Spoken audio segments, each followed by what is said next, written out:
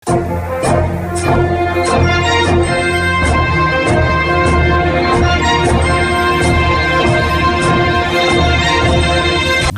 ya Uganda ewadde bannayuganda bali mu Amerika amagezi banjule ebyobugagga byabwe bye balina mu Amerika okubitaasa okutwalibwa singa banaabanga bakomezeddwawo kuno olw'obutabeera na mpapula zibakkiriza okubeera mu Amerika ng'ate bulijja kutemyako yagala wambazza kubagulizaako wakigwo.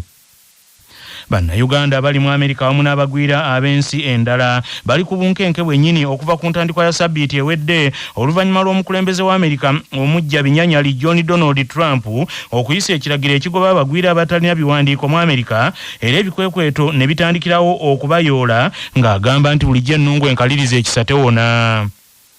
Minisita wa Uganda avunaanyizibwa ku nsonga z'ensi endala Henry Okello Oryemu ategeeza CBS enkya ya leero nti gavumenti terina kyeyinza kukolera bannayuganda abali mu Amerika nga tebalina mpapula wabula balina kulaba nga bafuna bannamateeka mu Amerika wamu n'ebibiina ebirwanirira eddembe ly'obuntu mu Amerika ebisobola okubataasa. They should not panic, first of all, and they should contact their lawyers or organizations which are trying to help them regularize their status and get an update on the status based on the new, the recent executive order of President Trump. So they should not panic, but consult their lawyers or charities or those organizations that have been trying to help them regularize their status. Minisita Henry Okello Oryemu bannayuganda bali mu Amerika bawadde amagezi gaabwe banjulira emikwano gyabwe wamu n'ab'enganda zaabwe ebyobugagga bye balina mu Amerika basobole okubirondoola singa banaaba batikkiddwa ne bakomezebwawo kuno olw'obutabeera na mpapula zibakkiriza kubeera mu Amerika. They should take care of themselves and be very careful at this time, making sure they do not be in places or environments where they can be arrested on the streets and be taken to detaining centers. My advice also is that they should alert their friends and relatives of the possibility that if they are arrested for deportation, their friends and relatives can have access to their properties or their immediate needs, and if they're deported, they can assist them to repatriate those things to Uganda. President John Donald Trump oluvannyuma lw'okuba ebirayiro okuddamu okukulembera ensi eya Amerika aliko ebiragiro eby'enjawulo bye yateekako omukono mbagirawo n'alagira bitandike okukola omuli n'okugoba abagwirwa mu Amerika abaagendayo mu bukyamu nga bano batikkibwa ku nnyonyi okuzzibwa gye baava oba okutwalibwa mu nsi endala era n'ateeka n'omukono ku kiragiro ekirala ekiragira okuddamu okuzimba ekisenge ku Amerika n'ebintu ebirala ebiringa ebyo. Mu kiseera kino bannayuganda bangi bali ku bunkenke olw'okutya okutikkibwa okukomezebwawo kuno olw'okubula empapula ezibakkiriza okubeera mu Amerika.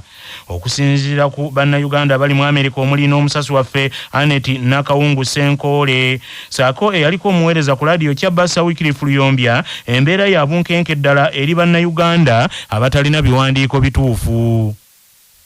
Kubanga ne bwoba olina status ng'oli ligo wano nga ddala olina empapula ebikwogerako naye ng'oli mugwira nga process yo tennaggwayo bulungi ya green card nakinaki ne bwoba okubye ekitaala kati ku ssaawa zino ne bw'okuba bukubi kitaala kikuteeka mu bulabe obukuzisa ewammwe bino ebya abantu bebavuga emmotoka nga batamidde ekyo kyo kikuzisa ewammwe kati ssaawa zino so bwe bunkenke obuliwo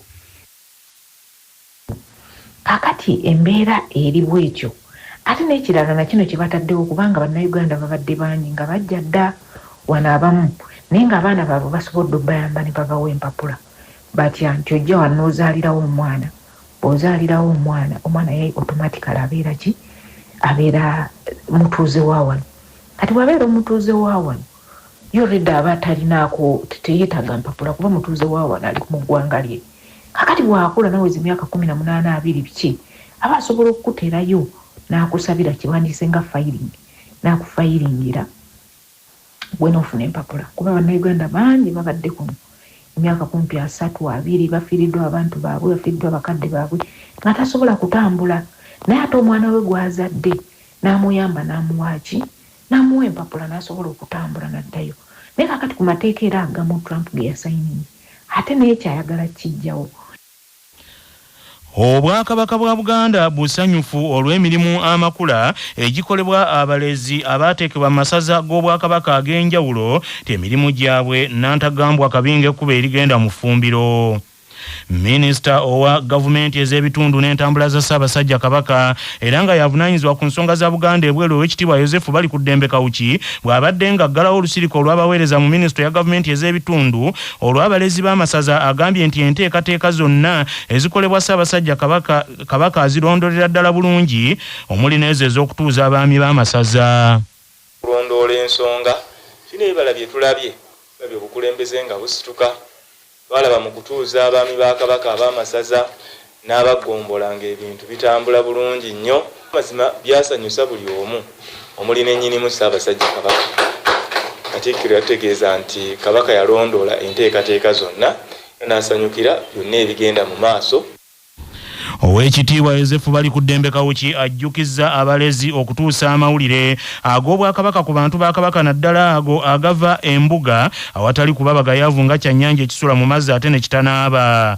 Abaweereza mu minisitule ya gavumenti ez'ebitundu n'abalezi b'amasaza okuli Oweekitiibwa Christine Nabukenya ne Kamishona Jingo Shabani beeyanzizza nnyo omuteregga olw'okubawa pikipiki okusobola okutuukiriza obuvunaanyizibwa mu masaza ne balayira nti baakuzza Buganda mu kifo kyayo.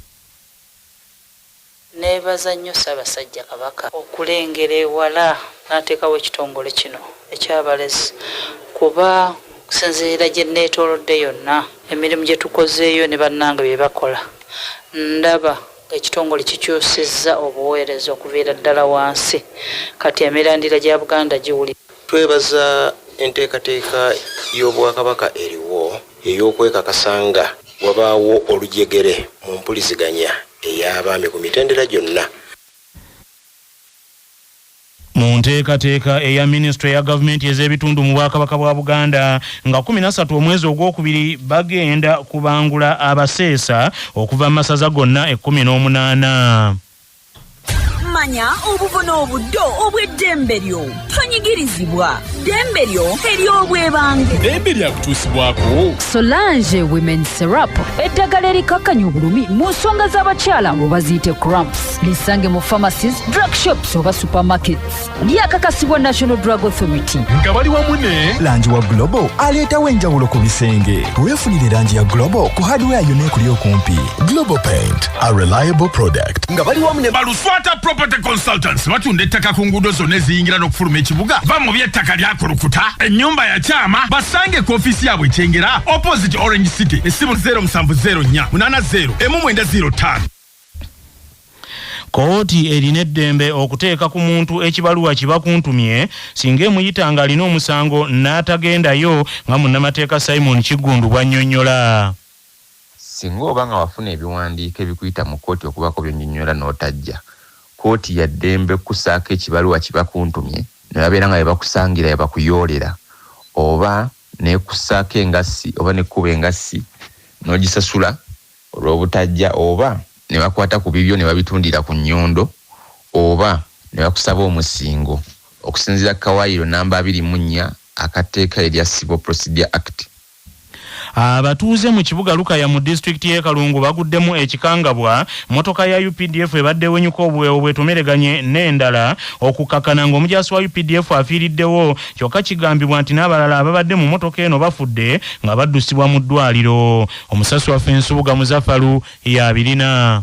Akabenje omufiiridde omusirikale w'eggye lya UPDF kagudde maaso g'essomero erya Bajja Primary School ku luguudo oluva e Kampala okudda e Masaka. Emmotoka ekoze akabenje ebadde daabu kabini oba giyite liidika ekuuma omu ku banene mu ggye lya UPDF eno ebadde eva ku ludda olw'e Masaka ng'eyolekera Kampala bwetuuse ewali kamera ya poliisi mu kitundu kino eky'ebbajja n'eyagala okuyisa lukululana kwe kusangayo ali ya Kawundo namba UBG 79J ne zitomeregana. Abadde avuga daabu kabine ey'amagye bw'agezezzaako okugiwugula agenze Kiwalazima n'atomera omuti oguli maaso g'essomero okukakana ng'emmotoka ey'amagye yonna yeefunyizafunyiza era omu ku babadde mu mmotoka eno omujaasi bamugyemu nga yafudde dda ate abalala babaddusiza mu ddwaliro nga bali bubi ng'abamu ku babaddewo bwe batunnyonnyola. Naye waliwo awo yalabika afiiriddewo ne gwe tusitudde wali n'omuwala naye alabika afiiriddewo n'oyo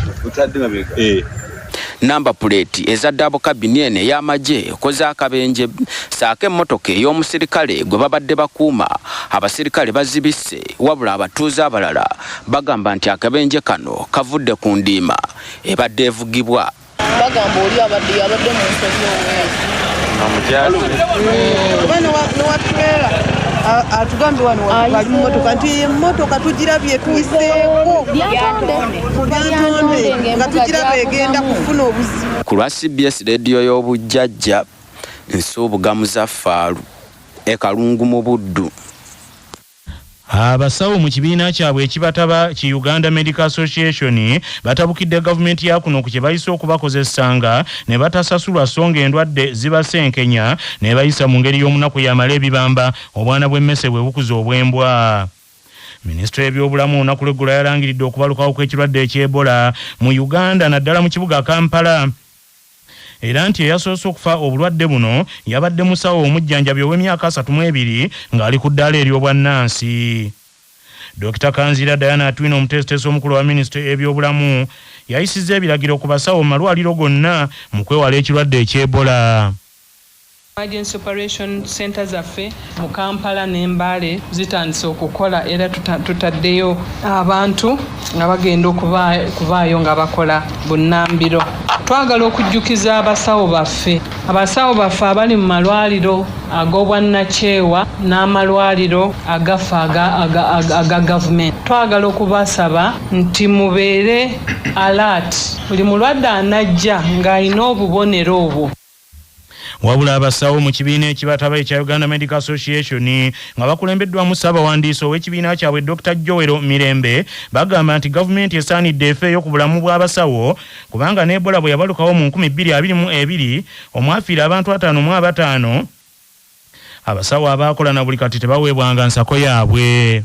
Gavumenti era twagala okukozesa kano akakisanga bukyalo kijjukiza abaafa Ebola Mubende nawa tebasasulwanga aba COVID bangi abasawo abaafa tebakompensatingibwanga. Ke kaseera gavumenti ebintu bino ebitunulemu tukoye n'okugijjukiza kakati ekisembayo gavumenti eteeka ebikola malwaliro gaayo mu kaseera kano tusobola okuziyiza. Era njagala okugamba buli musawo ali akola mu ddwaliro lya gavumenti n'etali ya gavumenti bw'onoofa ojja kwegatta ku statistics so twebereremu bwoba tewali bikuprotectinga tokola. Dr. Joel Mirembe era mwennyamivu nti amalwaliro agasinga tegalina byetaago okwaŋŋanga obulwadde obukambwe nga buno obw'Ebola obwabaluseewo era n'awabula bannaabwe baleme kugezaako kwewaayo nga tebalina bikozesebwa. Ebikozesebwa tebibeerawo. Ojja kulaba ow'Emubende era dokita yali akola Kabaale ajjanjaba mulwadde eyali amulina era badokita be basooka okufa ne bannansi. Kati gavumenti ne bekikwatako bonna balina okimanya nti omusawo buli lwakeera okugenda okukola okuweereza aba awaddeyo obulamu bwe n'okukira omusirikale ali mu barracks. Yensonga lwaki tugamba gavumenti ebbanga lyonna teekawo ebikola ebimala omusawo aweebwe ensako emala. Mwami Gashumba. Yesebo.